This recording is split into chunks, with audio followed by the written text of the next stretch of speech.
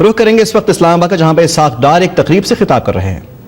خدمت کا موقع دیا مسلم لیگ ایم کو، اس کے لیے 3 بڑے چیلنجز تھے، اور وہ کیا چیلنجز تھے کہ پاکستان کی معیشت کو ٹھیک کرنا ہے، دوسرا چیلنج تھا کہ اس بجلی کے اندھیروں کو ختم کرنا ہے، اور تیسرا چیلنج تھا دہشت گردی اور کراچی میں امن و امان۔ اب بالکل غیر سیاسی ہو کر سوچیں کہ پاکستان نے 3 سال میں کتنا سفر کیا ہے، بالکل نیوٹرل ہو کے سوچیں۔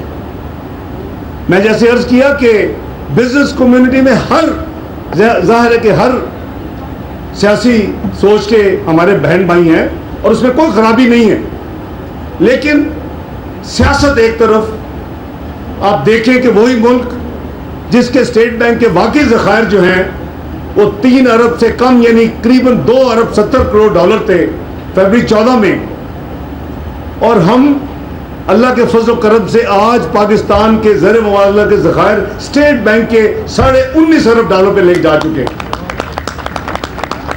اور پاکستان کے جو اپنے ٹوٹل ذخائر ہیں، ملکی ذخائر جسے کہتے ہیں، جس میں کمرشل بینک بھی شامل ہو جاتے ہیں، وہ 7.5 ارب فروری 14 سے بڑھ کے آج 24.5 ارب ڈالر پہ پاکستان کے ذخائر۔ یہ اللہ تعالیٰ کا فضل ہے، اس میں کوئی بہت میں کوئی کلیم نہیں کرتا، بندے انسان بہت محنت کرتے ہیں۔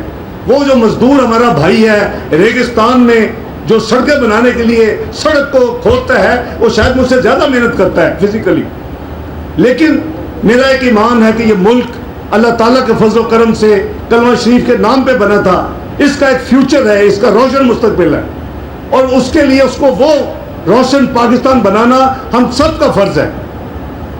آج پاکستان الحمدللہ بزنس کمیونٹی سب سمجھتی ہے کہ جو چند ہفتے کے آپ کے جو امپورٹس کے ذخائر ہوتے ہیں اس کو امپورٹ کرنے کے لیے وہ چند ہفتے کے تھے آپ کے پاس، آج آپ کے پاس الحمدللہ 6 مہینے کی امپورٹ بل کے ذخائر ہیں، اور آپ دیکھیں کہ آپ کو ریکگنیشن مل رہی ہے۔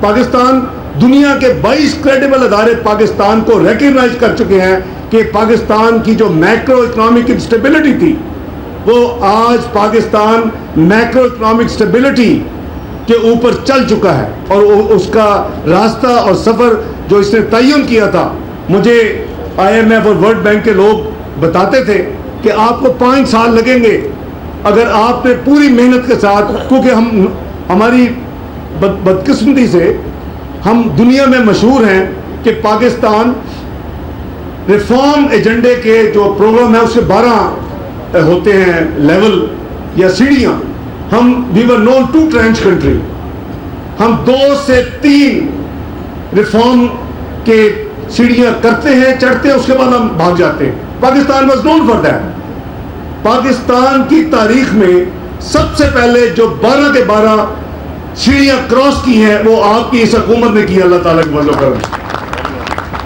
یہ ہم سب کے لیے قابل اطمینان اور قابل فخر ہونا چاہیے۔ 100% اچیومنٹس نہیں ہوتی۔ میرے ساتھی جناب چیئرمین IPR بیٹھے ہوئے ہیں، میرے ساتھی ممبر صاحبان بیٹھے ہوئے ہیں، گورنمنٹ کے آفیشلز دوسرے بیٹھے ہوئے ہیں، یہ مجھے کہتے ہیں تم بڑے ہارڈ ٹاسک ماسٹر ہو۔ کبھی کسی فائنانس منسٹر نے اتنا مشکل کام، یہ لفظ ظلم نہیں کہتے، لیکن مجھے پتہ ہے کہ ان کا بلے ہوتا ہے کہ اتنا ظلم کسی نے نہیں کیا۔ میں کس کے لیے کر رہا ہوں؟ پاکستان کے لیے۔ میں بڑے اسٹریچ ٹارگیٹ دیتا ہوں۔ یہ وہی ملک ہے جو 3.3% ٹیکسز سالانہ اس میں اضافہ ہوتا تھا۔ یہ وہی ملک ہے جس نے 3 سال میں ان کی لیڈرشپ میں اور میری ایک ہمبل ایفرٹ سے، اور آپ کے ساتھی اس میں شامل رہے ہیں، بزنس کمیونٹی کے ساتھی شامل رہے ہیں، 60% گروتھ دی ہے پاکستان کے ٹیکسز کو۔ 1946 ارب ٹیکسز کلیکٹ کرنے والا ملک آج 3112 ارب ٹیکس کلیکٹ کر رہا ہے، اور میں نے ہر لمحہ میں بزنس کمیونٹی کو اپنے ساتھ رکھا ہے۔ اگر پریویلیج کلاس کے لیے یہ کوئی، ہم سب ایک ہیں، کوئی پریویلیج کلاس نہیں ہونی چاہیے ان کے لیے۔ اگر VVIP کی اسپیشل لوگوں کے لیے 3000 cc کی گاڑیاں امپورٹ پہ، میں نے first day of commerce minister 97 میں نے اگر اس پہ پابندی لگائی تو میں نے آخری دن تک پابندی رکھی۔ میں واپس آیا تو میں نے کہا چیک تو کروں کہ کہیں ہماری 16 سال کے گیپ میں 2008 میں تو آپ کو پتا میں چند چھوٹے عرصے کے لیے پیپلز پارٹی کے ساتھ جو کولیشن تھی اور جب انہوں نے ججوں کو ریسٹور نہیں کیا تو پھر ہم نے حکومت چھوڑ دی. تو میں نے کہا میں دیکھوں گا وہ کتنا اچھا کام کہیں دوبارہ تو نہیں شروع ہو گیا پاکستان میں. آپ کو حیرانگی ہوگی کہ 2005-6 میں اس وقت کے حکمرانوں نے وہ میری پابندی لگائی ہوئی اس کو لفٹ کیا اور دوبارہ VVIPs کو ڈیوٹی فری گاڑیاں منگانے کی اجازت دی. کسی کو یہ حق نہیں ہونا چاہیے. یہ قوم کی امانت ہے, یہ پاکستان کی امانت ہے. ہمیں اس کو اسی طرح سمجھنا چاہیے کہ ہم اللہ کو جواب دیں. میں نے اس پابندی کو دوبارہ انٹروڈیوس کیا. کسی کو اس ٹرنیور میں دوبارہ 3000 cc ذاتی گاڑی منگوانے کے لیے کامرس منسٹری یا فائنانس منسٹری کوئی اجازت نہ دی ہے, نہ دیتے ہیں, نہ دیں گے انشاءاللہ. یہ اللہ تعالیٰ کی امانت ہے. کون ہے why to handful of people. اسی طرح اسپیشل پریولیجڈ ایسا روز تھے, اس کی ویلیو 330 ارب تھی. کوئی آسان کام نہیں ہوتا اگر آپ کسی کو فیسلٹی دیں اور اس کو واپس لیں. مجھے آپ کو یاد ہے یہاں ساتھی بیٹھے ہوئے, آپ کے اسد مشہدی صاحب ہیں, آپ کے صابری صاحب ہیں, آپ کے دوسرے صدور ہیں, زبیر طفیل صاحب ہیں, یہ سب لوگ ساتھی مختلف میٹنگ میں. رؤوف حالد صاحب جب صدر بن گئے وہ بھی. ہم نے اس کو 3 سال میں 1/3 ایلیمینیٹ پہلے سال میں کیا, 1/3 دوسرے میں کیا, 1/3 تیسرے میں کیا. یہ کوئی زکوٰۃ خیرات کے پیسے FBR میں نہیں آئے. لوگ تو وہ بھی پیسے کھا جاتے ہیں اور اس کا بھی حساب نہیں دیتے قوم کو اور ملک کو اور اللہ کو. ہم نے یہ ریفارمز کیے ہیں. ہم نے ان پریولیج کلاسز کی جو SROs تھے اس کو ختم کیا ہے. ہم نے ٹیکس بیس کو بڑا کیا ہے. 60% اضافہ وہ ملک جو 3% سالانہ اضافہ کرے اور وہ 20% سالانہ اضافہ پہ آ جائے, یہ کوئی چھوٹا کام نہیں ہے, اللہ تعالیٰ کا کرم ہے. اور اس میں آپ لوگوں کی کنٹریبیوشن ہے. میں آپ کی لیڈرشپ کو ہمیشہ ساتھ لے کے چلا ہوں. درجنوں میٹنگ کی ہیں آتے ہی, بجٹ کا حوالہ ہو, SROs ہو, ایز آف ڈوئنگ بزنس ہو, ٹیکس ریفارمز پاکستان میں کر رہے ہوں. You are power partners. ہم سب ساتھی ہیں, ہم سب کا ملک ہے, اس کو آگے لے کے جانا ہے. تو اللہ تعالیٰ کے فضل و کرم سے وہ ملک جس کی GDP گروتھ 3% سے نیچے سٹک ہو گئی تھی, اس سے آگے نہیں نکلتی تھی, آج اس سال آپ کی الحمدللہ GDP گروتھ جو کہ ایک اکانومی کا بہترین انڈیکیٹر ہے, اسی سے جاب کریٹ ہونی ہے, اسی سے آپ کی غربت میں خاتمہ ہوگا, اسی سے لوگوں کا پر کیپٹل انکم وہ آج 4.71% ہے. آپ کی اکانومی کی طرف دنیا دیکھ رہی ہے. تو مجھے ایوارڈ نہیں, یہ آپ کو ایوارڈ ملا, یہ پاکستان کو ایوارڈ ملا ہے. کچھ لوگوں کو وہ بھی ہضم نہیں ہوا, لیکن مجھے کیا پڑا, مجھے ایوارڈ نہیں چاہیے. میں تو الحمدللہ یونیورسٹی کے زمانے سے اللہ تعالیٰ مجھے گولڈ میڈل دیتے ہو, جا کے یونیورسٹیز میں دیکھیں کہ کس کے نام لکھے ہوئے ہیں. تو میرے لیے یہ چیزیں, میرے لیے اس ملک کی خدمت جو ہے وہ ایک عبادت ہے. میں سمجھتا ہوں کہ ہم سب کے لیے یہ ہونی چاہیے, کیونکہ یہ وہی ملک ہے جس کی طرف نبی پاک صلی اللہ علیہ وسلم مدینہ منورہ میں بیٹھ کے کہتے تھے کہ جب میں اس طرح رخ کرتا ہوں, سب کانٹیننٹل اس وقت تھا انڈو پاکستان, تو مجھے ٹھنڈی ہوا آتی ہے. ہمیں اس کو وہ امانت سمجھ کے چلانا ہے, اس ملک کو, اس کو اس طرف لے کے جانا ہے, اور یہ جائے گا. اگر 5 سال کا سفر جو کہ دنیا کے ایکسپرٹ کہتے تھے 5 سال لگے گا جناب آپ کو, آپ جو مرضی کر لیں, لیکن اگر آپ بھاگے نہیں, پاکستان ہمیشہ بھاگتا تھا, اگر آپ بھاگے نہیں تو پھر 5 سال لگیں گے. ہم نے وہ سفر الحمدللہ 3 سال میں طے کیا, 2.5-3 سال میں طے کیا الحمدللہ. آج دنیا آپ کو قدر کی نگاہ سے دیکھتی ہے. ہر ہفتے 2 ہفتے میں آپ کے ملک کے, یہ پاکستان, ہر پاکستانی کو اس پہ فخر ہونا چاہیے. ہمارے ملک میں چند بیمار ذہن ہیں, ان کو یہ ڈائجسٹ نہیں ہوتا, وہ نہیں چاہتے کہ پاکستان کو دیکھیں, ان کو اپنی نوکری چاہیے. او بھائی نوکری بعد میں کر لینا, پاکستان کو ٹھیک ہو لینے دو, تمہارے بچوں کو دے دیں گے تمہاری جگہ کی وجہ. لیکن پاکستان الحمدللہ سیدھے راستے پہ چلانا ہم سب کا فرض ہے.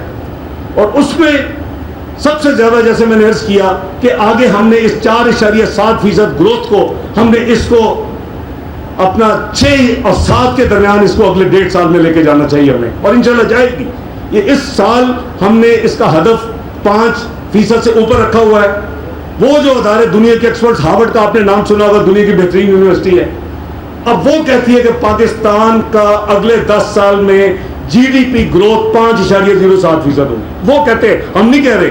अब जो कंटेनर पे चढ़ते वो कहेंगे हमने उनसे कहलवा दिया है। जैसे हार्वर्ड यूनिवर्सिटी में मैं इंस्टीट्यूट ऑफ चार्टर्ड अकाउंटेंट की जिम्मेदारी दुनिया की ले सकता हूं, लेकिन हार्वर्ड यूनिवर्सिटी में मैं नहीं करवा सकता। वर्ल्ड बैंक IMF ने आप पे 4.7% ग्रोथ उन्होंने पहले प्रोजेक्ट की थी 6 महीने पहले। आज वो कह रहे हैं कि पाकिस्तान 5% अल्हम्दुलिल्लाह करेगा।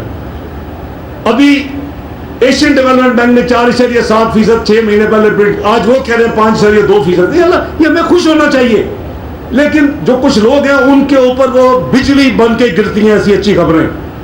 वो कहते हैं कि ये तो 2018 में भी ये कम्युनिटी जो कि मुस्लिम लीग नून और ये इकट्ठे मिलकर पाकिस्तान को आगे लेके जा रहे हैं, तो फिर हमारा तो चांस नहीं रहेगा। और यार अगर किस्मत में लाइन है ना अल्लाह ताला की तरफ से कभी कुछ बनने की तो मिलेगा, अगर नहीं है तो मत जलो, मत सड़ो, मत अपने आप को तबाह करो, पाकिस्तान को आगे जाने दो। ये हमारे मुल्क है, हमने अगले जनरेशन को कौन सा मुल्क देना है? हमें एक बेहतरीन मुल्क देना है इंशाअल्लाह। मैं यकीन के साथ आपको कहता हूं कि अल्लाह ताला के फजल करम से वो जो 3 साल पहले, जैसे उन्होंने कहा, खुद एनालिसिस करें बैठ के, कल इतवार है 1 घंटा बैठे, सोचे कि 3 साल पहले आप किधर थे, हैसियत कौम मुल्क, और आज आप किधर। आपकी सबको पता है लोड शेडिंग आज किधर है। इस वक्त एवरेज लोड शेडिंग जो 14 से 16 घंटे शहरों में थी वो 6 घंटे पे आ चुकी है। मैं ये नहीं कह रहा लोड शेडिंग खत्म हो चुकी है, वो 6 घंटे पे आ चुकी है शहरों में करीबन एवरेज, और वो देहातों में 7 से 8 घंटे है। ये अगले जून में देहातों में 4 से 5 घंटे और शहरों में 3 घंटे इंशाल्लाह ये आएगी। और जैसे वज़ीर आज़म नवाज शरीफ ने ऐलान किया है, मार्च 2018 तक ये लोड शेडिंग इंशाल्लाह पाकिस्तान से खत्म हो जाएगी। क्या हम सिर्फ अपने इस लोड शेडिंग के लिए सिर्फ प्लानिंग मनसूबाबंदी कर रहे हैं, हम आगे भी देख रहे हैं? लीडर का काम ये नहीं है। क्यों हुई है ये 16 घंटे? ये वही मुल्क है कि जब अक्टूबर 1999 में इस मुल्क में एक गैर आईनी इनकलाब और कू किया गया तो ये मुल्क 1200 मेगावाट सरप्लस था। ये मुल्क अपने हमसाया मुमालिक से वो बिजली बेचने के लिए बात कर रहा था। आज जब हम 16 साल के बाद 15 साल का हुकूमत में आए तो इस मुल्क में 5,500 मेगावाट की शॉर्टेज थी। ये क्यों हुई? उसका हिसाब होना चाहिए। क्योंकि 2006-07 में एक मंसूबा बना, इस मुल्क में 10,000 मेगावाट बिजली ऐड करेंगे और सिर्फ 700 मेगावाट बिजली ऐड की अगले 2-3 साल में, और ये फिर जाहिर है कि हमने भुगता। चले छोड़े उसको भी, हमने इसको आगे लेके जाना। अब हमने सिर्फ 2018 की प्लानिंग नहीं की भाई, एंड ख़वातीनो हज़रात, ये प्लानिंग आप जिसको अल्लाह ताला ने जिसकी किस्मत पे होगा 2018 के बाद, ये 25,000 मेगावाट से 30,000 पे काम हुआ है। आपको जो बिजली मंसूबे मुकम्मल होंगे वो 10,000 मेगावाट मार्च 18 तक है। उसके बाद आपका दासू है 2300 मेगावाट, आपका सिविल न्यूक्लियर है आपका 2117 मेगावाट कराची में, आपका जामल बादशाह इस वक्त काम हो रहा है जो कि 4,500 मेगावाट है। आपके बिजली जो कोयले के ऊपर बननी है उसके प्रोजेक्ट्स उसमें आएंगे, शामिल होंगे।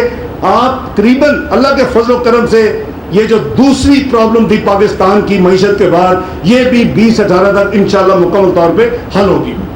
तीसरी आपकी जो इस मुल्क का मसला था वो दहशतगर्दी थी, वो कराची का बेअमनी थी, वो कराची में लूट मार थी, वो कराची में भत्ता था।